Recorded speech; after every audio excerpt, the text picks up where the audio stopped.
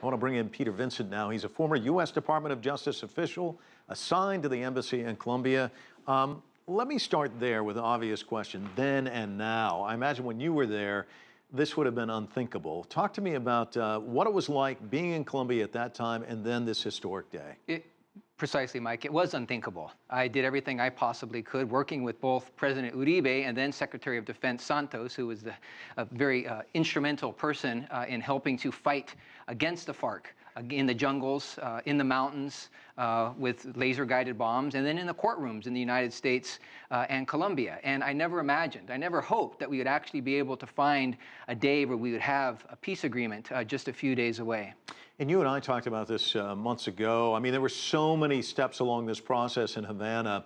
And one of the things that you talked about was the referendum. And I want to get your thoughts on that because there's been so much bad blood, so much blood spilled over 5 decades. What's your sense about the public and how they feel about this vote? You know, after 50+ years of killing and kidnapping and massacres, the Colombian people are so deeply hurt. Their national psyche is wounded. But I also think that they are tired of it. They want peace, finally. They want to be in a position to live their lives in a just and sustainable peace. And perhaps more importantly, they want their children to have such an opportunity. But the pain is so deep. We've seen the polls, we've seen them fluctuate back and forth between folks that are unwilling to forgive and certainly to forget, and those that are finally at the point where they're getting very close to being able to do just that. And you and I know that this isn't something where you just flip a light switch on and off. There are lots of fits and starts along the way. We saw that in Havana. What are, as we watch the president himself speaking now live, what do you think were some of the defining moments along the way to get us to the day that we're looking at today? I think President Uribe, now unfortunately, I believe, one of the greatest critics of the potential deal, deserves a great deal of credit for taking the fight to the FARC in the jungles and the mountains, for extraditing high-ranking members of the FARC to the United States, for seeking very lengthy criminal sentences for them. I also believe, frankly, that the Cubans deserve a great deal of credit for hosting and pushing these negotiations for just about 4 years, starting in November of 2012.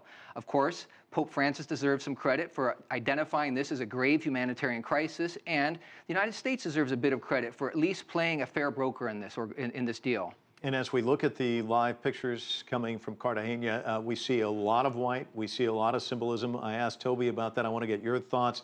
The fact that the lapel pin was taken off, put on these former bitter enemies, and then the pin itself being a former bullet. There's a lot of symbolism here today, isn't there? Symbolism is incredibly important when it comes to national healing and collective forgiveness.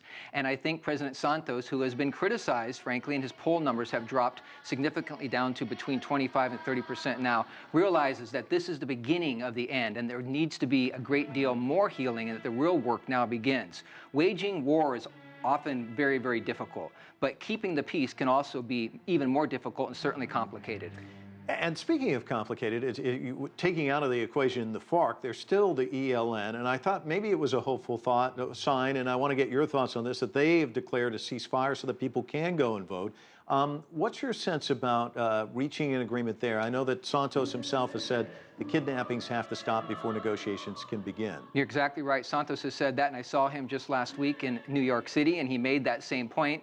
The ELN, which is a designated terrorist organization according to the United States government, has imposed a ceasefire, a unilateral ceasefire, but it only is going to extend through Sunday for the purposes of the referendum.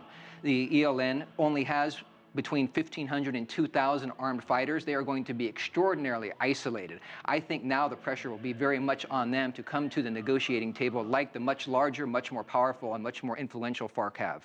And one final question. I know that you were there in the past when it was a troubled country. Your thoughts about returning to Colombia and how you see the future there? No, I'm very hopeful for the future. Again, there's a lot of hard work. There's been so much blood spilled, and there are still so many victims. And I was never a victim, and it was not my war, but I did contribute in my small way to trying to help the Colombian people. I look forward to going back.